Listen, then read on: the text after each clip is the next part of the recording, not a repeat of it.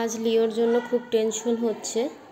তোমাদের পছন্দের লিওর আজকে সার্জারি হবে, মানে ওকে আজকে নিউটার করানো হবে। তো জানি ওর খুব কষ্ট হবে, তাও না ওর এখন খুবই কষ্ট হচ্ছে। ও তো বাসার ভিতরে একা একা থাকে,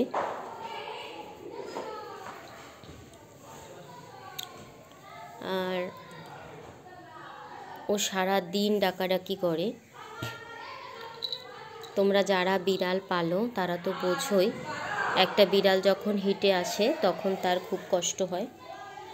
তো ও অনেক আগেই হিটে আসছে।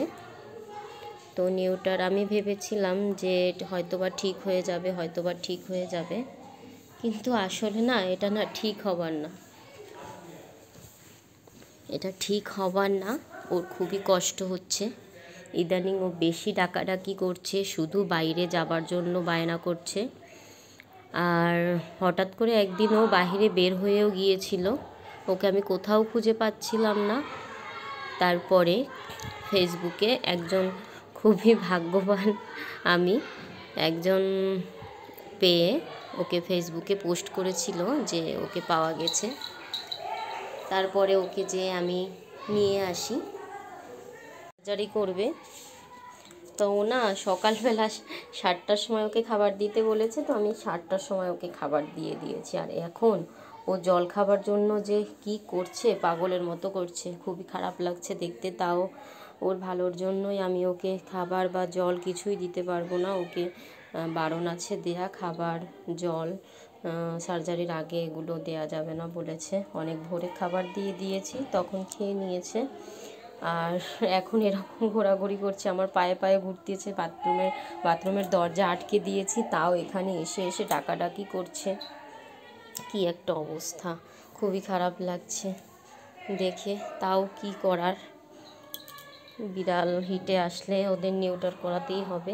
একবার এই বাথরুমটায় যাচ্ছে, একবার ওই বাথরুমটায় যাচ্ছে, এই করছে সকাল থেকে। কি করব বলো, তোমার তো আজকে জল দেয়া যাবে না মা। আর একটু পরে ডাক্তার চলে আসবে, তখন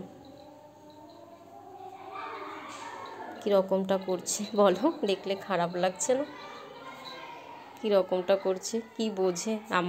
আমাকে ডাকছে, মনে হচ্ছে যে এটা খুলে দাও, আমি জল খাবো।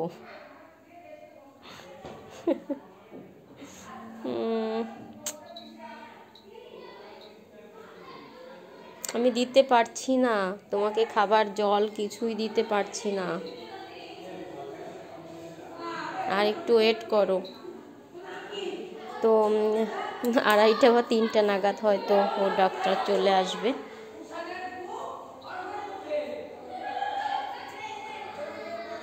আর বিড়াল হিটে আসলে একটা সমস্যা কি, এখানে ওখানে না ওরা পি করে, ঠিক আছে? ও করে কি, ঘুরে টুরে এসে বাথরুমেও পি করে, তারপরও এসে এই দরজাটার সামনে পি করে রাখে। তাতে তো দুর্গন্ধ ছড়ায়। এর জন্য ওকে নিউটারটা করেই দিচ্ছি।